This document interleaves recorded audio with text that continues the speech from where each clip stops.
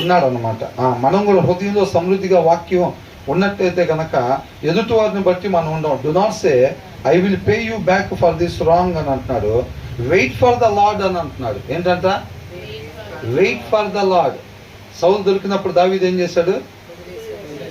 కాబట్టి సౌలు లాగా ప్రవర్తించలేదు. ఆయన హృదయం నిండా దేవుడి మాట ఉంది.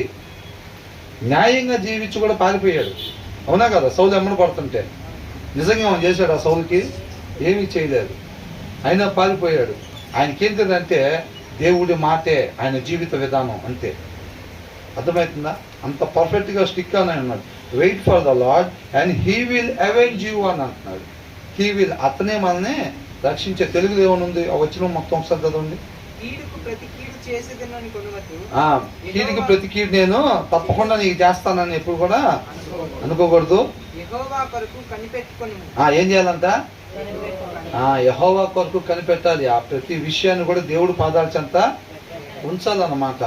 ఆయన నిన్ను రక్షించును. కాబట్టి మనం ప్రేమ మాత్రమే చూపించే వారంగా ఉండాలి, అంతే తప్ప.